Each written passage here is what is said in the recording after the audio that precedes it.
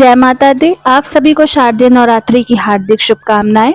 आज के इस वीडियो में हम आपको सुनाएंगे नवरात्रि के दूसरे दिन सुने जाने वाली माता ब्रह्मचारिणी की संपूर्ण व्रत कथा, जो नौ दुर्गा स्वरूप में माता का दूसरा स्वरूप है। नवरात्रि का दूसरा दिन इन्हीं माता को समर्पित है। दूसरे नवरात्रि में माता ब्रह्मचारिणी को प्रसन्न करने के लिए ही व्रत किया जाता है। साथ ही आप सुनेंगे माता ब्रह्मचारिणी की पूरी पूजा विधि। आपसे प्रार्थना है कि यह कथा अंत तक अवश्य सुने और कथा शुरू होने से पहले हमारे चैनल को सब्सक्राइब करके एक बार कमेंट्स में दिल से जय माता दी अवश्य लिखें। माता ब्रह्मचारिणी नवरात्रि के दूसरे दिन इस कथा को सुन रहे सभी भक्तों पर अपनी विशेष कृपा बरसाएं।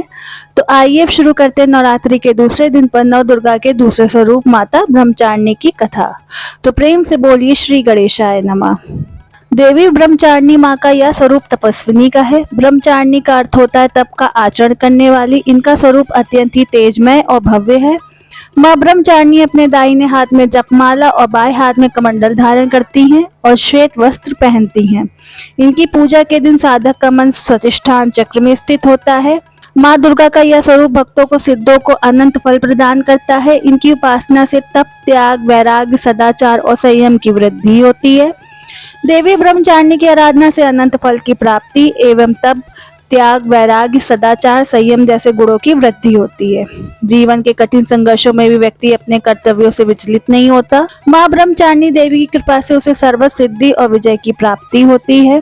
लालसाओं से मुक्ति के लिए माँ ब्रह्मचारिणी का ध्यान लगाना अच्छा होता है। माँ ब्रह्मचारिणी का पूजन करने से आलस्य, अहंकार, लोभ, असत्य, स्वार्थ व ईर्ष्या जैसी दुष्प्रवृत्तियां स्वतः ही दूर हो जाती हैं। माता ब्रह्मचारिणी का स्मरण करने से एकाग्रता एवं स्थिरता आती है। साथ ही बुद्धि, विवेक व धैर्य में भी वृद्धि होती है। माता ब्रह्मचारिणी की कथा के अनुसार माँ ब्रह्मचारिणी ने अपने पूर्व जन्म में राजा हिमालय के घर में पुत्री के रूप में जन्म लिया था। तब देवर्षि नारद के उपदेश से इन्होंने भगवान भोलेनाथ शिव शंकर को अपने पति के रूप में प्राप्त करने के लिए अत्यंत कठिन तपस्या की थी। इस दुष्कर तपस्या के कारण इन्हें तपस्चारिणी अर्थात ब्रह्मचारिणी नाम से अभिहित किया गया। कथा के अनुसार 1000 वर्षों तक माँ ब्रह्मचारिणी ने केवल फल मूल खाकर व्यतीत किए और 100 वर्षों तक केवल शाक पर निर्वाह किया। कुछ दिनों तक कठिन उपवास रखते हुए देवी ने खुले आकाश के नीचे वर्षा और धूप के भयानक कष्ट भी सहे। कई हजार वर्षों की इस कठिन तपस्या के कारण ब्रह्मचारिणी देवी का शरीर एकदम क्षीण हो उठा। उनकी यह दशा देखकर उनकी माता मैना देवी अत्यंत दुखी हुई और उन्होंने इस कठिन तपस्या से विरक्त करने के लिए आवाज दी कि उमा। तब से देवी ब्रह्मचारिणी का एक नाम उमा भी पड़ा। उनकी तपस्या से तीनों लोकों में हाहाकार मच गया। देवता, ऋषि, सिद्धगण, मुनि सभी देवी ब्रह्मचारिणी की इस तपस्या को अभूतपूर्व पुण्यकृत बताते हुए उनकी सराहना करने लगे। अंत में पितामह ब्रह्मा जी ने आकाशवाणी के द्वारा उन्हें संबोधित करते हुए प्रसून स्वर में कहा कि हे देवी ब्रह्मचारिणी, हे महामहे, आज तक किसी ने भी ऐसी कठोर तपस्या नहीं की जैसे तुमने भगवान शिव शंकर को पति के रूप में प्राप्त करने के लिए की है। अतः तुम्हारी मनोकामना सर्वोत भावेन पूर्ण होगी। भगवान चंद्रमौली आदि शिव शंकर तुम्हारे पति अवश्य होंगे। तुम्हारा भगवान शिव शंकर से विवाह अवश्य होगा। तुम उनकी सुहागन बनोगी। अब तुम तपस्या से विरत होकर अपने घर हिमालय पर वापस लौट जाओ और शीघ्र ही तुम्हारे पिता तुम्हें बुलाने आ रहे हैं। इसके बाद माता ब्रह्मचारिणी घर लौट आई और कुछ दिनों बाद ब्रह्मा के लेख के अनुसार उनका विवाह महादेव शिव शंकर के साथ तय हो गया था। माता ब्रह्मचारिणी ने 3000 वर्षों तक टूटे हुए बिल पत्र खाए और भगवान शिव शंकर की आराधना करती रही। इसके बाद तो उन्होंने सूखे बिल पत्रों को खाना भी छोड़ दिया। कई हजार वर्षों तक निर्जल और निराहार रहकर माता ब्रह्मचारिणी कठोर तपस्या करने लगी। माता ने पत्तों को खाना भी छोड़ दिया था, इसलिए माता ब्रह्मचारिणी का एक नाम अपर्णा भी पड़ गया था। माता ब्रह्मचारिणी की कथा का यह सार है कि जीवन के कठिन संघर्षों में भी मनुष्य को अपने मन को विचलित नहीं होना देना चाहिए। माँ ब्रह्मचारिणी देवी की कृपा से सर्व सिद्धियों की प्राप्ति होती है। दुर्गा पूजा के दूसरे दिन इसलिए आवश्यक रूप से देवी ब्रह्मचारिणी की पूजा उपासना करके उन्हें प्रसन्न किया जाता है। आइए अब सुनते हैं नवरात्रि के दूसरे दिन पर माता के दूसरे स्वरूप माता ब्रह्मचारिणी की संपूर्ण पूजा विधि। नवरात्रि के दूसरे दिन माँ ब्रह्मचारिणी का पूजन करने के लिए सुबह जल्दी उठकर स्नान कर लें।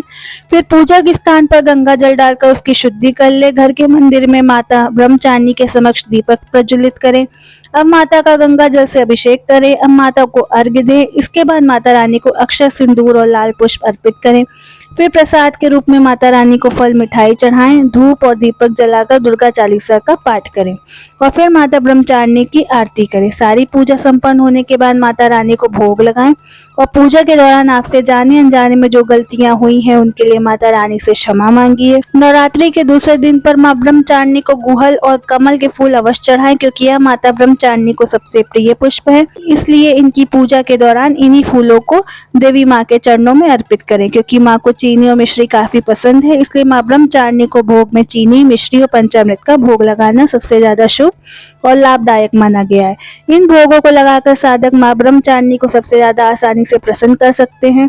माता ब्रह्मचारिणी को दूध और दूध से बने व्यंजन भी अति प्रिय होते हैं, क्योंकि दुग्ध सफेद होता है और माता रानी का संपूर्ण देह ही सफेद आभा से युक्त है। इसलिए आप माता रानी को नवरात्रि के दूसरे दिन पर दूध से बने व्यंजनों का भी भोग लगा सकते हैं।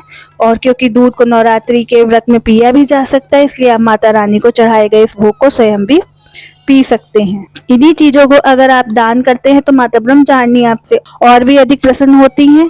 यानी नवरात्रि के दूसरे दिन पर दूध और दूध से बनी चीजों का अवश्य दान करना चाहिए। इससे भक्तों को लंबी आयु का सौभाग्य भी प्राप्त होता है। अगर आपको यह व्रत कथा पसंद आई हो तो नवरात्रि के दिन इसे शेयर अवश्य करें और ऐसे ही जरूरी जानकारियों और व्रत कथाओं को प्रतिदिन सुनने के लिए हमारे चैनल को अवश्य सब्सक्राइब करें। जय माता दी।